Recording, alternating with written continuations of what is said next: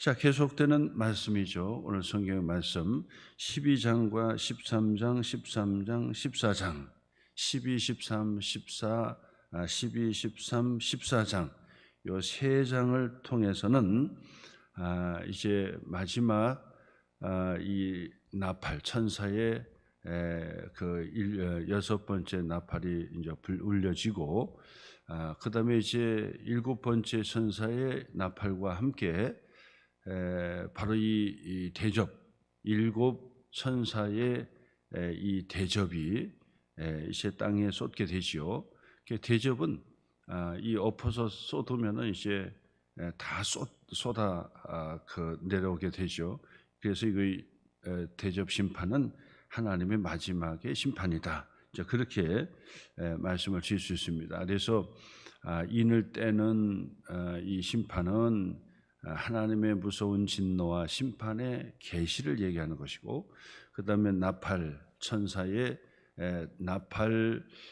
나팔의 재앙은 하나님의 진노와 하나님의 심판의 경고를 의미하는 것이다 그랬습니다. 그래서 일곱 인을 떼낼 때는 4분의 1 해를 입는다 그랬습니다. 계시니까 좀 맛배기처럼 보여지죠. 그 다음에 일곱 나팔의 심판은 경고다. 그래서 3분의 1이라고 그렇게 이제 소개해 줍니다.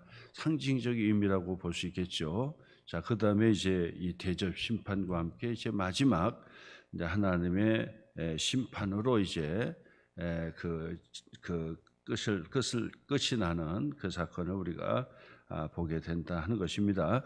자, 그래서 그 사이에 12장, 13, 14장의 말씀을 통해서 우리는 어떻게 해야 되느냐? 영적 전쟁, 그리고 교회는 영적 전쟁을 치르는 그 광경을 우리에게 가르쳐 주는 거죠.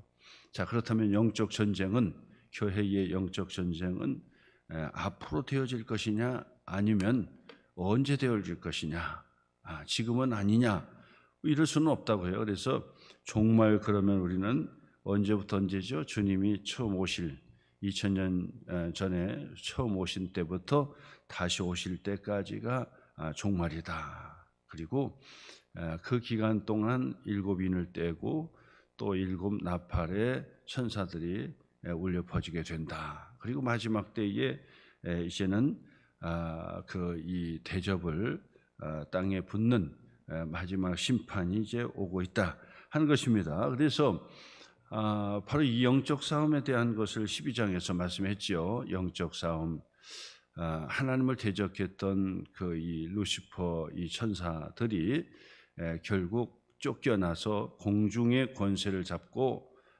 그리고 이제 마지막 자신의 이 마지막이 얼마 남지 않음을 보고 우는 사자처럼 두루다니며 삼킬 자를 찾게 된다. 그래서 바로 이 마귀와 사단들의 이 시험과 역사가 일어나게 되는데, 교회는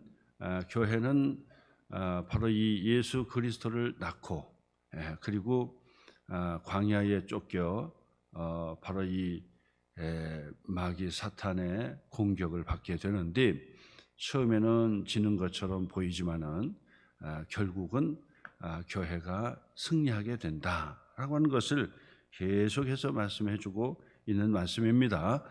결국은 핍박받고 힘들고 교회가 없어지는 것처럼 무너지는 것처럼 그렇게 보이지만은 결국에는 교회는 승리하게 된다. 그 이야기는 바로 영적 전쟁에 바로 이 성도들은 반드시 승리하고 기쁨을 만끽하게 된다라고 하는 것입니다.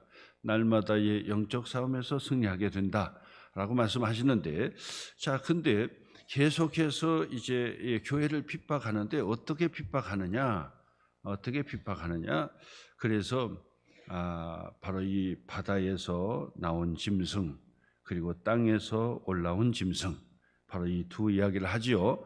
13장에 바로 13장의 1절에서는 바다에서 올라온 짐승, 그리고 오늘 읽은 11절 말씀에서는 땅에서 올라온 짐승, 바로 그죠. 자, 근데 바다에서 올라온 짐승은 결국은 이 권력을 얘기한다. 정치 권력을 얘기한다라고 말씀을 드렸고요. 그다음에 땅에서 올라온 짐승은 바로 이 종교적인 적그리스도다. 그렇게 이야기합니다. 그래서 바로 이 바다에서 나온 짐승의 제사장 역할을 한다. 이제 그렇게 이야기하는 거죠. 그래서 이 두 짐승은 결국 누구의 통치를 받죠? 용의 통치를 받는다. 용의 통치. 12장에서 언급했듯이 처음 용, 붉은 용, 바로 그것은 바로 아담과 하와를 시험해서 바로 이 죄를 짓게 만든 바로 이 사탄을 의미하는 것이죠. 용의 이 지시를 받고 그리고 그들이 용처럼 말하다 그런다고요. 오늘 11절 말씀에서도 보세요. 용처럼 말을 하더라 그러잖아요. 그러니까 사탄의 사주를 받고 온 땅에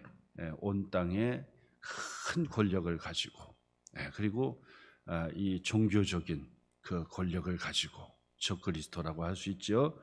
바로 이 세상을 유혹하더라 하는 것입니다. 유혹한다, 미혹한다, 그죠? 미혹한다. 그래서 오늘 성경 14절의 중반절의 말씀 보니까 그들이 뭘 하고요? 미혹한다, 그죠? 그리고 우상을 만들게 되더라라고 하는데, 바로 이 바다에서 나온 짐승과 땅에서 나온 짐승은 미혹한다라고 하는 의미로 본다면 어떻게 그들이 보여지기 때문에 이 세상 사람들과 바로 이 그리스도인들을 미혹하느냐? 어떻게 미혹하겠습니까? 하나님처럼 보이는 거고, 그리고 예수님처럼 보이는 거예요. 예수님처럼 보이는 거예요. 자, 그래서 오늘 성경에 11절에서도 어린 양 같이 두 뿔이 있고 그러잖아요. 어린 양 같다. 어린 양은 예수 그리스도를 가리킨다고 계속해서 말씀드렸지요. 어린 양 같이 두 뿔이 있다. 그렇다고 그렇게 말씀하죠. 그 이야기는 뭐냐면 예수 그리스도의 흉내를 내는 거죠. 흉내를. 그래서 그 12절에서도 곧 죽게 되었던 상처가 나은 자니라. 그죠? 죽게 되었던 상처가 나은 자니라. 자, 이것은 바로 예수님께서 십자가에 죽으시고 그리고 이 3일 만에 부활하셨던 바로 이 부활의 이적을 이들도 보여준다 그 얘기죠. 앞에서 이 바다에서 나온 짐승도 똑같아요. 사람이 열광하고 그 이 권력에 모든 이 정신과 마음이 다 뺏기는 이유가 뭡니까? 나름대로의 매력을 가졌기 때문에 그런 거죠. 근데 그 매력 중에 최고의 매력이 뭡니까? 죽었다가 살아나는 거죠. 그런 것이 이제 뭐냐면 큰 매력적인 것이라고 볼 수 있죠. 열광하지요. 그러니까 저게 이제 하나님처럼 보이는 거죠. 하나님처럼. 그리고 그리스도의 사역처럼 보이게 만드는 거예요. 그래서 하나님처럼 보이는 것은 이방 사람들이 열광하고 경배하고 우상을 만들고, 그리고 그리스도 예수님처럼 만들면 그거는 바로 교회에 다니고 믿음 생활을 한다는 사람들이 정확하게 말씀을 알지 못하고, 그러니까 결국 큰 이단에 그냥 미혹되고 빠져가는 거죠. 미혹되고 빠져가는 거예요. 그렇기 때문에 믿음 생활은 우리가 말씀 중심으로 정확하게 하셔야 돼요. 그래서 자꾸 혼란에 빠지고 또 어디 딴 데 가서 기웃기웃하고 이러다 하면은 신앙의 바로 바른 길을 걷지를 못하는 거예요. 그러고 나서 미혹이 되는 거죠. 그래서 이적과 기적이 나더라. 이적과 기적은 바로 이 그리스도의 이 사역을 보여주는 것이라고 징표라고 볼 수가 없는 것이에요. 그 이야기는 뭐냐면 이적과 기적은 바로 이 적그리스도나 바로 이 바다에서 나온 짐승들도 얼마든지 그렇게 한다는 거예요. 네, 그래서 하늘에서 별이 막 떨어지고 막 천둥치고 이 별의별 이적과 기적들이 오히려 더 일어나는 거예요. 그러니까 우리가 믿음 생활을 하면서도 예수님께서 경고하셨던 것처럼 어디 가니까 기적이 일어나요. 병 고침이 일어나요. 죽었던 자가 살아나는 기적이 일어났습니다. 그러니 거기가 진짜 같고 참 같다고요. 근데 그런 마귀들도 그렇게 한다고. 마귀들도. 그래서 그것은 하나의 현상이고 하나님의 필요에 따라서 주시는 것뿐이지 그것이 전부가 되도록 사람을 미혹하는 것은 무슨 악한 의도가 있다라고 하는 것을 아셔야 된다라고 하는 것입니다. 이적 기적이 일어나도 자기가 하는 것입니까? 하나님께서 하시는 거죠. 그러니까 하나님께서 하시는 사람은 하나님께 영광을 돌리고 그거에 대해서 자기가 한 것처럼 막 그냥 권세를 부리고 이런 교만하고 그러질 않아요. 그런 사람들은 바로 이 적그리스도나 바로 이 잘못된 지역에서 잘못된 사람이 그렇게 하는 거예요. 자, 그렇기 때문에 오늘 성경에서 13절에서도 보세요. 큰 이적을 행하되, 그죠? 큰 이적을 행하되 심지어 사람들 앞에서 불이 하늘로부터 땅에 내려오게도 하고 14절 짐승 앞에서 받은 바 이적을 행함으로 땅에 거하는 자들을 미혹하며 그죠? 미혹하며 그리고 결국은 그 짐승을 위하여 우상을 만들라고 우상을 만들라. 우상이 되는 거예요. 마음 뺏기고 정신 뺏기고 영혼이 다 뺏기는 것이 우상입니다. 우상을 만들라. 그러면서 결국 미혹해서 지옥으로 끌고 가는 그런 사건이 일어나게 된다라고 하는 것이고요. 그 다음에 16절 말씀부터 이제 보니까 16절 이것도 그리스도 하나님이 구원받은 하나님의 자녀들에게 이마에 인을 쳐주셨다 그랬잖아요. 14만 4천 이마에 인을 쳐주셨다. 그래서 머리에 인 쳐주시는데 바로 이 짐승들도 이 마귀의 사탄의 이 권력도 그들이 뭐 한다고요? 흉내를 내는 거예요. 흉내를 내는 거예요. 그래서 16절 한번 보세요. 그가 모든 자 곧 작은 자나 큰 자나 부자나 가난한 자나 자유인이나 종들에게 그 오른손에나 이마에 뭐를 받게 하고요? 표를 받게 한다. 그래서 오른손이나 이마에 표를 받게 하더라. 이것이 바로 하나님의 이 자녀들에게 이마에 인쳐주는 것을 흉내내는 거죠. 흉내. 자, 그래서 17절 보니까 누구든지 이 표를 가진 자 외에는 매매를 못하게 하니 이 표는 곧 짐승의 이름이나 그 이름의 수라 매매를 못하게 한다. 그 이야기는 경제의 활동을 하지 못하도록 그 이야기는 이마나 오른손에 표를 받게 하고 그리고 경제 활동을 하게 만드는 때가 된다. 이렇게 얘기한다고. 그러니까 사람들은 바로 지금 이 컴퓨터나 또 또 모든 이 경제 활동에 있어서 지금 우리가 아마 해킹도 당하고 그다음에 보이스 피싱도 당하고 하는 그런 일들이 이제 계속 일어나잖아요. 그래서 통장을 쓰고 그다음에는 스마트폰을 가지고 뭐 이렇게 우리가 결제도 하고 다 이렇게 한다고요. 근데 이제 지금 이제 미국에서도 이제 한번 그런 일들이 좀 있었는데 결국 그것을 하지 못했지요. 왜냐하면 이 사람의 환자들 위급한 그 환자라든지 이런 사람들에게 바로 이 이마나 그 오른손에 칩을 삽입하는 거예요. 칩을.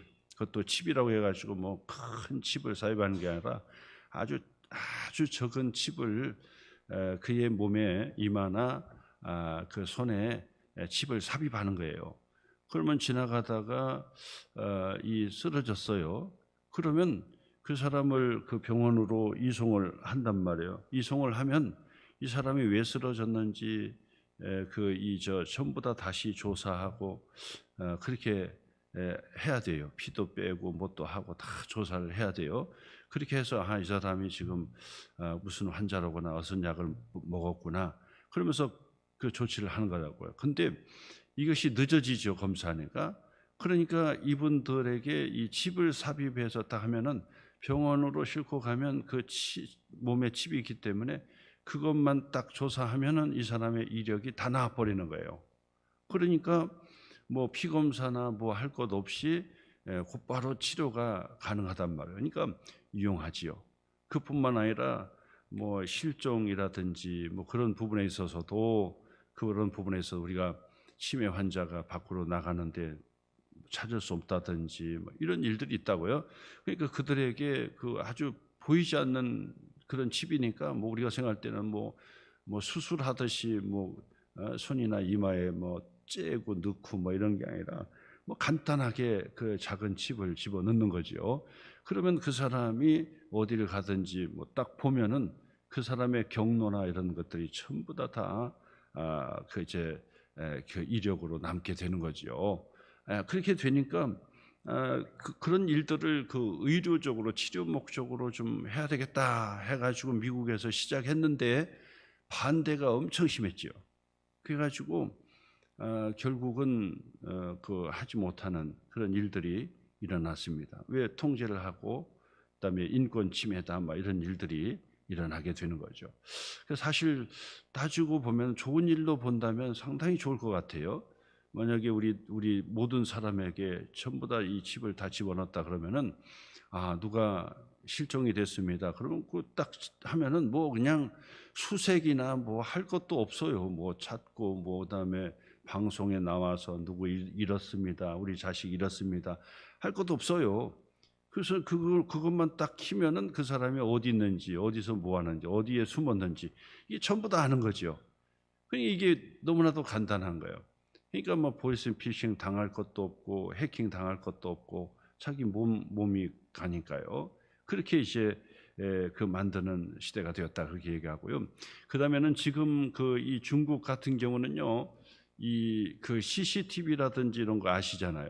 차량의 블랙박스 같은 거 이런 거 그 이 차량의 블랙박스를 딱 키는 순간 그가 어디에 갔고 뭘 했는지 전부 다 나와요. 경로가 다 나오죠. 경로가 다 거기에 나오게 돼 있어요. 그래서 그것을 촬영한 걸 다 보면은 뭐 다 나오죠. 목소리까지 전부 저 소리까지 다 들어가게 되니까 결국은 그게 다 나오고요. 그뿐 아니라 사실은 우리가 카드를 가지고 다니는데 카드를 가지고 이제 여기저기 다니면서 이제 카드를 긁고 쓰잖아요.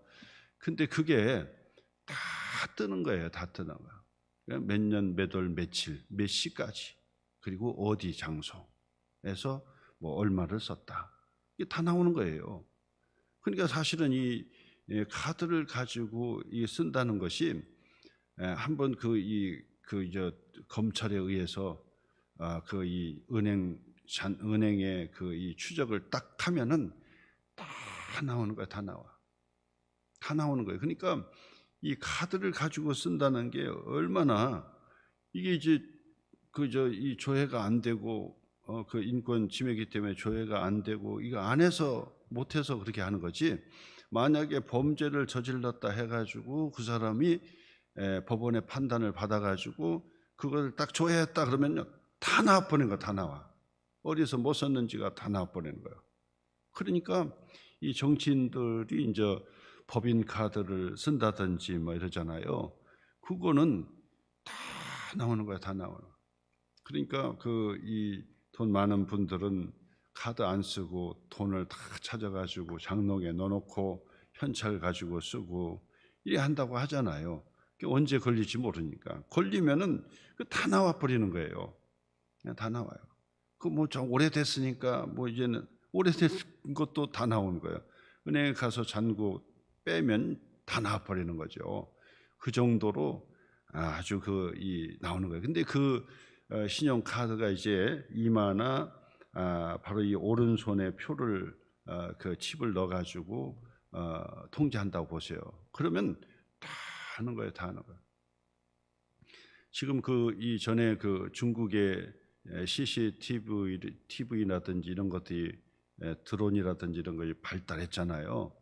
최고라고 그런 수준이라고 얘기하잖아요. 그래서 군부대에 CCTV를 전부 다 이제 다 교체하고 다 달았는데 나중에 보니까 그 원본이 전부 중국에서 지금 다 그걸 보고 있었던 거예요. 그래서 부랴부랴 다 그 중국의 그 이 CCTV를 전부 다 떼고 다시 이제 그 이 다는 그런 그 일들이 있었잖아요. 지금 중국의 어떤 분들은 중국의 북경이라도 한번 여행 갔다 오라 그러니까 안 간다고 하더라고요. 그래서 왜 안 가냐 그랬더니 지금은 이제 중국이요 화폐도 그렇고 모든 그 이 등록이 전산으로 등록이 거의 다 됐다고 하더라고요. 다 돼서 이제는 그 사람들이 이제 현찰 내고 카드도 안 낸다는 거예요. 그냥 딱 손만 내밀고 이 얼굴만 딱 내밀면 전부 결제가 되고 하는 그런 시스템이 돼가지고 지금 중국 갔다가 오면요 전부 다 중국에 노출 다 된다는 거예요. 어디 가서 뭐 했는지 이게 전부 다 노출된다는 거예요. 지금 그 이 선교사들도 전부 다 내쫓겼잖아요. 만약에 그 중국에 입국하는 사람들이 전부 다 이 표를 받게 하고 다 하다 보면은 그거는 뭐 이제 뭐 그 잡으려고 수색할 것도 없어요. 그냥 다 나오는 거예요. 다 알면서도 가만히 있는 거예요. 이 사람이 어디 갔구나, 누구를 만났구나. 뭐. 그렇잖아요. 한 사람 한 사람 전부 다 이마에 표를 받게 해놓으면은 다 이렇게 되는 거예요.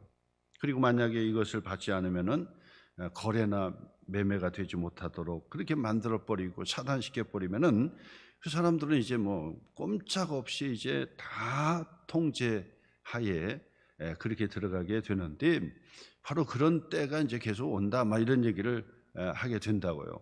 그러나 계속 논란이 있고 그러잖아요. 그러나 이 공산 국가 같은 경우는 뭐 한 사람만 명령하면은 뭐 다 되는 거니까 뭐 인권 침해고 뭐고 뭐 명령하면은 거기는 그냥 강제로 다 할 수 있으니까 중국은 바로 그런 시스템으로 전부 다 전산이라든지 모든 것이 그런 식으로 이제 많이 앞서갔다고 얘기하는데 바로 이 다른 나라들이나 이런들도 결국은 그런 식으로 가지 않겠나 하는 생각이 드는 거예요. 자, 그러니까 결국 이 모든 것들이 18절 지혜가 여기 있으니 총명한 자는 그 짐승의 수를 세어보라. 그것은 사람의 수니 그의 수는 666이니라. 666이라고 하는 바로 이 이야기를 전에부터 또 많이 얘기했어요. 666이다.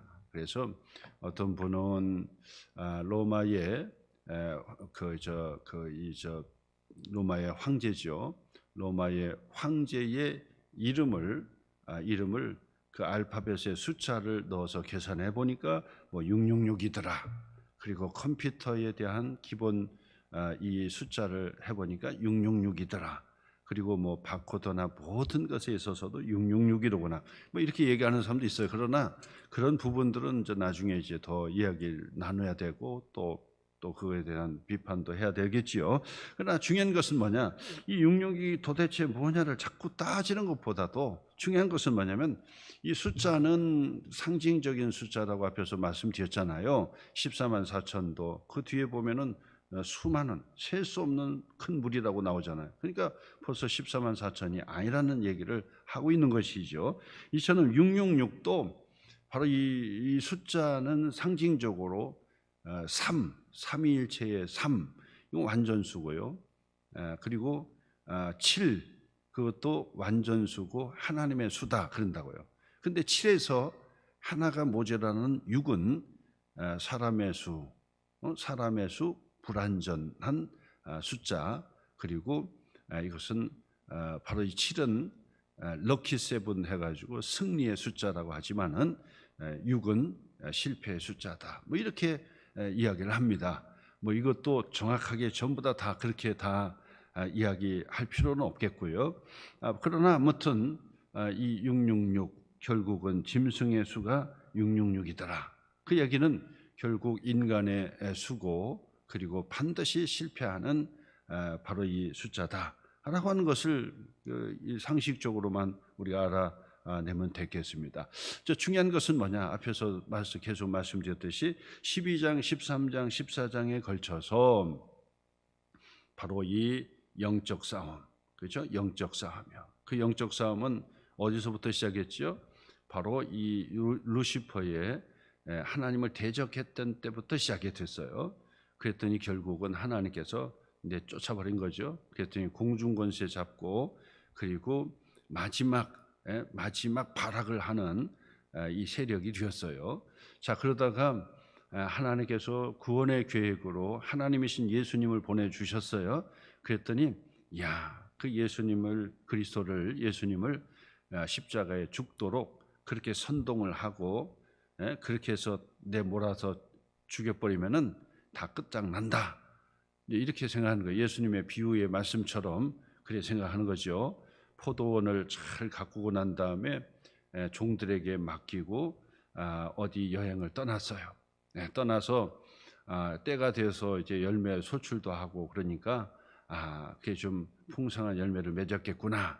그래서 맡겨준 종들에게 종을 다시 보내는 거예요. 종을 가서 야, 너희들 수익이 어떻게 됐으면은 수익의 얼마를 그냥 그 종에게 주인에게 보내라. 종을 갔더니 종을 두드려 패는 거예요. 그리고 돌려보내는 거예요. 이상하다. 두 번째 종도 보냈더니 두드려 패는 거예요.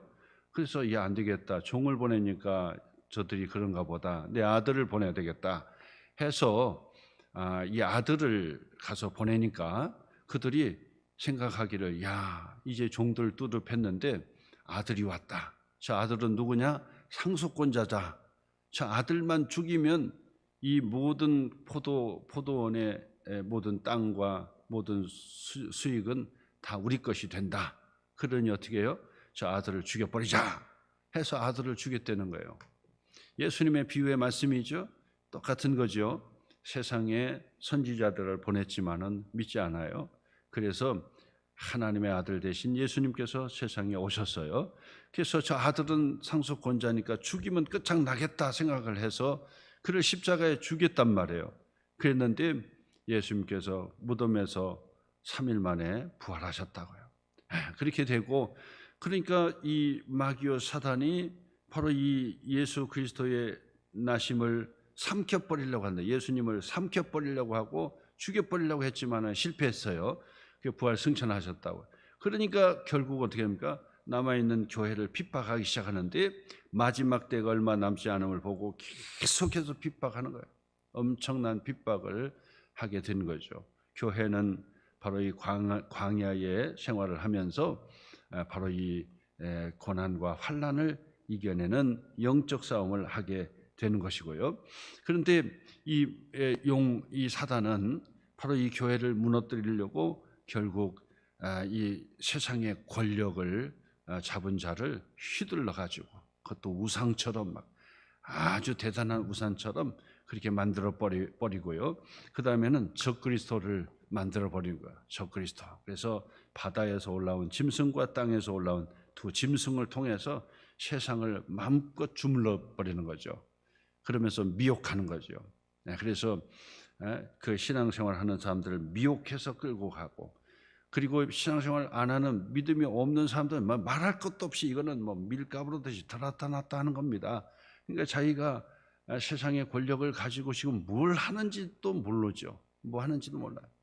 그냥 이 요한한 얼마 살지도 못하는 그 인생이 그냥 평생 살 것처럼 권력을 가지고 막 장기적으로 막 하면서 막 그냥 휘두르는 거죠. 자기의 권력과 자리를 유지하기 위해서 막 전쟁도 불사하고, 그리고 막 폭력을 불사하고, 막 그렇게 하면서도 막 죽었다가 살아나고 막 이러니까 막 그 군중들이 막 열광하면서 막 우상 만들고 경배하고, 그러니까 이게 완전히 뭡니까? 바로 이런 이 영적인 싸움이 계속되더라 라고 하는 것이죠. 자, 그렇기 때문에 이런 환경과 여건 속에서 교회는 반드시 뭐 해야 되느냐? 정신을 바짝 차리고 그것을 분별할 줄 아셔야 된다. 세상의 권력을 분별해야 돼요. 그리고 적그리스도를 분별해야 돼요. 교회를 자꾸 무너뜨리려고 하는 자들이 두 종류지요.